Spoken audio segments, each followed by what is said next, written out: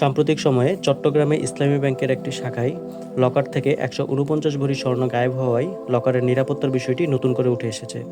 এ ঘটনায় ভুক্তভোগী এবং ব্যাংক কর্তৃপক্ষ একে অপরের দিকে অভিযোগের তির তুলছেন। লকার ভাড়া নিতে গেলে কী কী শর্ত পূরণ করতে হয়, লকারে রাখা মূল্যবান জিনিসপত্রের নিরাপত্তাই বা কতটুকু, এবং সবচেয়ে গুরুত্বপূর্ণ যে বিষয় সেটা হলো চুরি ডাকাতি বা অন্য কোনো কারণে যদি মূল্যবান জিনিসপত্র খোয়া যায় তাহলে ক্ষতিপূরণ পাওয়া যাবে কিনা। আজকের ভিডিওতে ব্যাংকের লকার ব্যবহারের বর্তমান নিয়মগুলো সম্পর্কে জানার চেষ্টা করব।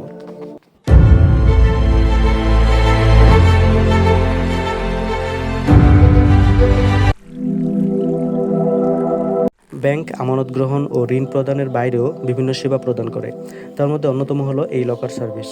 এই সার্ভিসের মাধ্যমে ব্যাংক গ্রাহকের মূল্যবান দলিল, কাগজপত্র ও স্বর্ণালংকার সহ বিভিন্ন দামি জিনিসের নিরাপত্তা দিয়ে থাকেন। এই সেবা প্রদানের বিনিময়ে ব্যাংক গ্রাহকের কাছ থেকে বাৎসরিক একটি চার্জ নিয়ে থাকে। যে ব্যাংকের লকার খুলবেন সেই ব্যাংক সরকারি হোক বা বেসরকারি হোক, প্রথমে ওই ব্যাংকে একক বা জয়েন্ট ব্যাংক অ্যাকাউন্ট খুলতে হবে।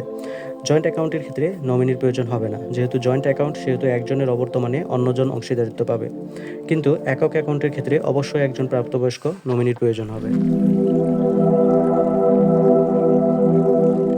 লকার সার্ভিসের জন্য সব ব্যাংকে মোটামুটি ৩ ধরনের লকার পাওয়া যায়: ছোট, মাঝারি ও বড়।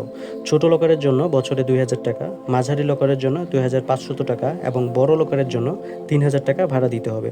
এর সঙ্গে ১৫% ভ্যাট যুক্ত হবে। তবে ব্যাংক ভেদে বাৎসরিক ভাড়া কম বা বেশি হতে পারে। এছাড়াও সিকিউরিটি হিসাবে জমা দিতে হবে ৫,০০০ টাকা, যা পরবর্তীতে ফেরতযোগ্য। লকার খোলার পর ব্যাংক কর্তৃপক্ষ দুটি চাবির একটি নিজেরা সংরক্ষণ করবেন, অন্যটি আপনার কাছে অর্থাৎ গ্রাহকের কাছে থাকবে।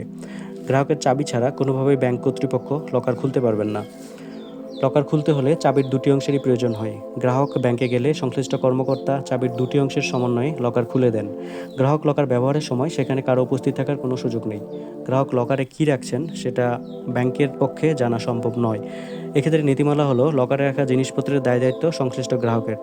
এখন গ্রাহকেরা যদি ডলার বা আইনে অনুমোদিত নয় এমন সব জিনিসপত্রও লকারে রাখেন, সেক্ষেত্রে সংশ্লিষ্ট ব্যাংক কিংবা কেন্দ্রীয় ব্যাংকেরও কিছু করার নেই। এখন আসি নিরাপত্তার বিষয় নিয়ে। ব্যাংকের লকার আইন অনুসারে লকারে কী আছে সেটা অনুসন্ধান করতে চাইলে আইন শৃঙ্খলা রক্ষাকারী বাহিনী আদালতের অনুমতি নিয়ে সংশ্লিষ্ট গ্রাহকের উপস্থিতিতে লকার খুলতে পারবেন। বাংলাদেশ ফাইন্যান্সিয়াল ইন্টেলিজেন্স ইউনিট ও জাতীয় রাজস্ব বোর্ডেরও এই ক্ষমতা রয়েছে। কিন্তু লকারে রাখা সম্পদ খোয়া গেলে বা নষ্ট হয়ে গেলে গ্রাহকের জন্য ব্যাংকের পক্ষ থেকে কোনো আইনি সুবিধা নেই। এমনকি লকারে রাখা সম্পদের ক্ষতিপূরণের বিষয়ে ব্যাংক কোম্পানি আইনেও কোথাও কিছু পরিষ্কার করে বলা নেই। কারণ লকারের ভেতরে কী রাখা আছে তা গ্রাহক ছাড়া কেউ জানে না, এমনকি সংশ্লিষ্ট ব্যাংকও জানে না, তাই তার দায়ভার ব্যাংক নেবে না। তবে ভল্টের বা লকারের নিরাপত্তা নিশ্চিত করতে কেন্দ্রীয় ব্যাংকের নির্দেশনা আছে। এক্ষেত্রে লকারে যদি ইন্স্যুরেন্স করা থাকে তাহলে আইন অনুযায়ী ক্ষতিপূরণ পাবে। যেমন ছোট লকারের ক্ষেত্রে ১,০০,০০০ টাকা, মাঝারি লকারের ক্ষেত্রে ২,০০,০০০ টাকা এবং বড় লকারের ক্ষেত্রে ৩,০০,০০০ টাকা। এখন কারো যদি সত্যি ১৪৯ ভরি স্বর্ণ গায়েব হয়ে থাকে আর সেটা যদি মাঝারি লকার হয় তাহলে তিনি ক্ষতিপূরণ পাবেন মাত্র ২,০০,০০০ টাকা। দুর্ভাগ্যজনক পরিস্থিতিতে ব্যাংকের নিজস্ব ত্রুটি অথবা দুর্ঘটনা, যেমন আগুন লাগা, চুরি, ডাকাতি বা বিল্ডিং ধসে পড়ার মতো ঘটনার কারণে বা ব্যাংকের কর্মচারীদের গাফলাতির কারণে যদি লকার সামগ্রী নষ্ট হয়ে যায়, তবে ব্যাংকের দায়বদ্ধতা সেফ ডিপোজিট লকারের প্রচলিত বার্ষিক ভাড়ার ১০০ গুণের সমতুল্য পরিমাণ টাকা। অর্থাৎ ভাড়া যদি ৩,০০০ টাকা হয়ে থাকে তার ১০০ গুণ মাত্র ৩,০০,০০০ টাকা তিনি ক্ষতিপূরণ পাবেন। দেশের প্রায় সব ব্যাংক লকার সেবা দিলেও এ বিষয়ে বাংলাদেশ ব্যাংকের কাছে কোনো তথ্য নেই। ব্যাংকগুলো অন্য সব সম্পদ ও দায় নিয়ে কেন্দ্রীয় ব্যাংক থেকে পরিচালিত হলেও লকার বিষয় নিয়ে তদারকি নেই। দেশে ব্যাংকগুলোর কতটি লকার সার্ভিস চালু আছে, ঠিক কতজন গ্রাহক লকার সেবা নিচ্ছে, এ বিষয়ে কেন্দ্রীয় ব্যাংকের কাছে কোনো তথ্য নেই। পরিশেষে একটি কথাই বলতে চাই, লকার সেবাকে আরও বেশি নিরাপদ ও ঝুঁকিমুক্ত করতে হলে এ বিষয়ে বাংলাদেশ ব্যাংকের একটি পূর্ণাঙ্গ নীতিমালা দরকার।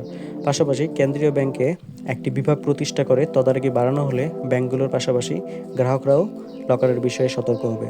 বিশেষ করে গ্রাহক লকারে কী কী রাখছেন তা অবশ্যই পরিমাণ সহকারে খাতায় লিপিবদ্ধ থাকতে হবে। তাহলে ব্যাংক কর্তৃপক্ষ যেমন দায় এড়াতে পারবে না, তেমনি গ্রাহকরাও আইন বহির্ভূত কিছু রাখতে পারবেন না।